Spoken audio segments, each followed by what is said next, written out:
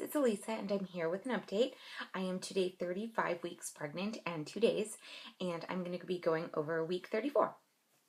So the biggest thing that happened in week 34 is that on Friday of last week, I actually started my maternity leave. That was my last day at work.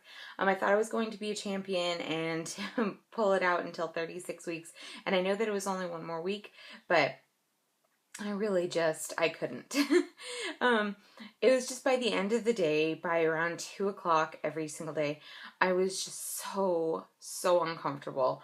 Sitting in a desk chair, even like the parts of my job that required me to get up and walk around, it was too much. My lower back hurt, my butt hurt, my legs hurt, my shoulders were hurting. Everything ached, and I was having a lot of problems because I was sitting down for such long periods. My legs and feet just really swelling up. So I just decided that, I'm not that hardcore and I am not above taking that one extra week off. So that does put me over California. I live in California, you guys know, and they pay for that state, pregnancy disability pays for up to 4 weeks before your expected due date. And I think if you go over, they pay for that too, but I'm not quite sure.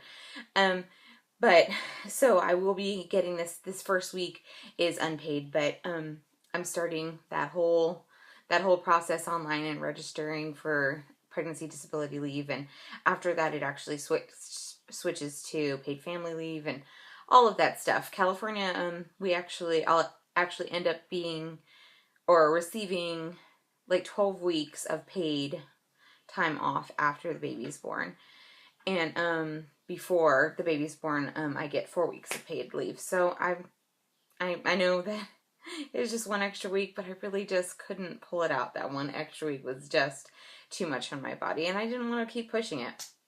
So how week 34 went was great. That was the last week. I had an appointment with a doctor. Now my main doctor, another doctor, but I'll get into that in a minute. And that was my last appointment during 34 weeks. That is just every 2 weeks. So now we've had our appointment for 35 weeks, but we are on weekly appointments until baby boy arrives. So that's pretty exciting and probably tough for Brian because I won't be working obviously, but if the appointments, we can't get them scheduled too late in the afternoon, he has to leave early from work, and that's always frustrating. But yeah, so maternity leave. I'm 2 days into it, but I'll get more into what I've been doing so far in my next update. But week 34, the biggest thing that happened other than me beginning my maternity leave and finishing up that last week of work was that I did have a doctor's appointment, and like I mentioned earlier, we couldn't get in to see my regular doctor, which we're still seeing the perinatologist, the specialist, and having those every 2 week ultrasounds. But because his schedule is too full, they scheduled it with this other doctor who is also perinatologist, but he was actually the doctor who at 12 weeks gave us that scary news about the NT scan and how Sawyer had the swelling at the base of his neck, and basically didn't give us very good prognosis. And he was a doctor. I mean, he was very clinical and very Debbie Downer at that appointment. And of course, so when it came to choosing a perinatologist for our weekly monitoring, when we thought that Sawyer wasn't going to make it, we had the option of that original doctor from our 12-week scan or an alternate doctor at our local facility. They only had the two to choose from, and of course we chose the alternate doctor because that other doctor had just left us with a bad taste in our mouth. He gave us very bad news, and we were obviously waiting for our son to pass away, and we didn't want to be hearing it from that man. Even though we had never even spoken to the other doctor, the other option, we knew that we didn't want to speak to that original man. But as you guys know, Sawyer got better, and we were really glad that we chose this other doctor because he is so great.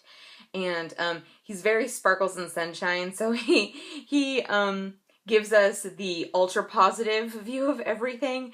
And from that, I think it's just better for us because we're already pessimists, so we didn't need a pessimistic doctor. So the fact that we have a sparkles and sunshine doctor helped with our pessimism, because we knew it probably wasn't as great as the doctor was making it sound, but it's not as bad as the original doctor would have made it.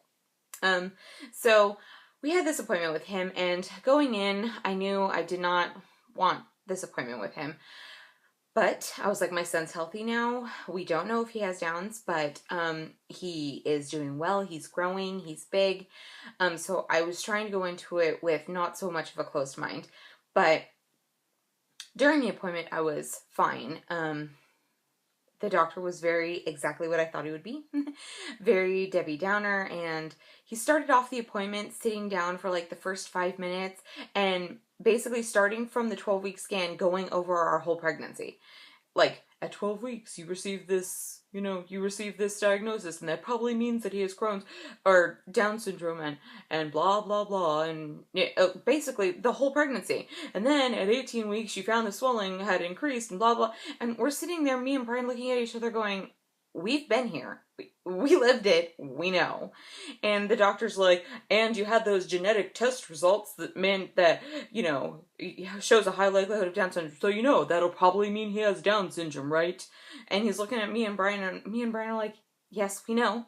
Again, we've been here. Thanks. And I get that he was probably just trying to say, hey, I read up on your file. I see, I got your whole story, so I can see you and, I know what to look for. But really, it was just like hey, look how shitty your thing has been. Sorry, ladies, for cussing. Look how crappy your pregnancy has been. But, so, have you done any research on Down syndrome parenting, or have you joined any Down syndrome parenting groups? Because that could be really helpful. And, there are foods you can eat to help increase brain activity and blah, blah, blah, blah, blah. And there are whole different levels of Down. Oh my gosh. Oh my gosh, ladies. Oh my gosh. See, even Sawyer's wiggling right now because he's mad about it too. So during the appointment, I felt me and Brian were both very patient. And then we made our appointment with our regular doctor for the following week. And I was fine about it. I was fine. We came home, but then my mother-in-law dropped off our daughter, the youngest daughter, Drew, that you guys know, and when I was telling her about the appointment, I started crying. Because it's just, I might start crying now. It was not a fun appointment. It was just very Debbie Downer, and these are all the things that could go wrong. I mean, he was even talking about our appointment with the cardiologist that we had seen. And from that appointment, we were excited with those results. This leading cardiologist is saying that he doesn't see any cause for concern and that can't say 100%, but he's pretty sure the baby's fine. And even the doctor was like, well, I just saw a case the other day where, the cardiologist said that and then the baby was born. He had a severe defect, blah, blah, blah. And I'm sitting there going, what? I don't, what's happening here? Like, so my child will probably have Downs and he'll probably have some heart defects, all the things, all the bad things. So I didn't realize how much it had bothered me until I'm telling my mother-in-law all the things that he was saying during this appointment and how awful it was. Oh, it was just awful, ladies. It was just awful. And, just the opposite of what we're used to. Our main doctor is so sweet, and he kind of has the attitude we have about Downs. We don't know if Sawyer has Downs. We won't know until he's born. And until then, there's no reason to hyper-focus on that. There are resources. There are thousands of resources out there, and we have done some research, but we're not trying to focus on that because we don't know. And we're not going to have a terrible attitude about the fact that he might have heart defect problems because a leading cardiologist doesn't think he does. And we won't know until he's born. And it's just, our main doctor is like, we will take that as it comes. And that's exactly how we feel about it. Because why focus on something we don't know is going to happen? Anyway, so that's enough talking about that awful doctor. I'm sure he is a very nice man, but and I'm sure for other couples, he's exactly what they need. They need cold hard facts. They need that. But we didn't need that. We don't need that. We have our doctor, and I've informed my doctor when I saw him just 2 days ago that I do not want to see that doctor anymore, that I'm not a fan of him, and I would just really prefer that we not see him. So if it comes down to it and I can't schedule an appointment with my main doctor, I'm going to skip that week. If I go into labor, I'll go in. Don't worry.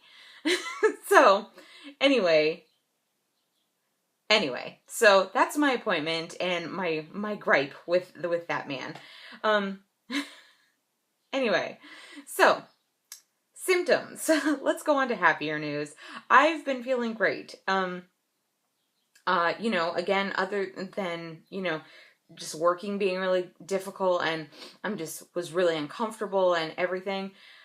But when I'm on the weekends, I'm doing just fine. So it really is, I just think that sitting position is just too much. Like, if I'm at home, I can lay down when I'm starting to feel those aches and pains and, just get off of my butt and, lay down a little. So that's been great. And I did, however, throw up again, but it was because I was brushing my teeth and it happens. So, but there wasn't anything to throw up because it was in the morning. But yeah, I'm starting to see a little bit of, that third trimester swelling. I mean, you can't really tell because I just showered and, I guess I'm all a mess. But, yeah, so, but another thing is that at my doctor's appointment just 2 days ago, I know we're going to 35 weeks, but, I lost the only 3 pounds that I had gained. So that would concern me, but at both doctor's appointments that I've had recently, both doctors, the one I dislike and my main doctor, they are measuring baby Sawyer as being pretty big. For 35 weeks, he's measuring at 7 pounds, and they say that they can gain a half a pound a week. At this stage, this last kickoff till the end, and so that means I could be giving birth to a 9-pound baby. So that makes me a little nervous. And the fact that I'm losing weight still. That day, I hadn't really eaten very much. I wasn't very good about snacking. So I'm a little nervous about that, but baby is clearly not suffering. He's clearly getting the nutrition that he needs, either from my fat stores or something, but I'm starting to get worried now that we're getting closer to when I'm going to be giving birth, that maybe he's taking a lot, but I'm not eating enough to leave some left over for me. So I'm going to make it a special point to try to snack on more healthy things more often to really up my caloric intake, because of the glucose intolerance, I was being really careful with what I was eating, but now I'm thinking that we're getting towards the end, and the glucose intolerance could be why he's so big, because if you have diabetes, you can give birth to a larger child if you don't watch it. But yeah, it just makes me nervous because, I don't want my teeth to suffer, or, not even stupid things like your teeth, but I want to be as healthy as possible when I give birth, so that the complications are hopefully limited, if any.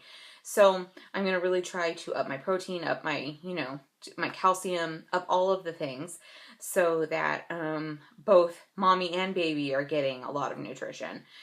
So, yeah, that's my goal. It's always easier said than done, especially now that I'm on maternity leave, because when you're sitting at a desk all day, you're looking at what time it is. So you're remembering, oh, it's 9:30. It's time for me to have a snack now because I had breakfast at 7. But when I'm not when I'm at home and just doing things and trying to organize, I get caught up and I don't realize, oh my gosh, it's 10:30 and I haven't eaten since breakfast. So I was thinking that I would start setting reminders on my phone so that I could remember to snack and eat lunch at the right time. But yeah, so I feel great. Other than that, my nails are growing like in insane amounts. I don't think that they're any thicker or healthier than they ever have been, because they're still cracking on the sides and stuff, but they are growing. And my hair, I feel like I just cut it into that A-line in like February, and it's growing everywhere. So that. But I've also tried to start walking with my mom. we're going to start trying to walk a couple times a week while I'm on maternity leave to keep myself healthy and not be too sedentary.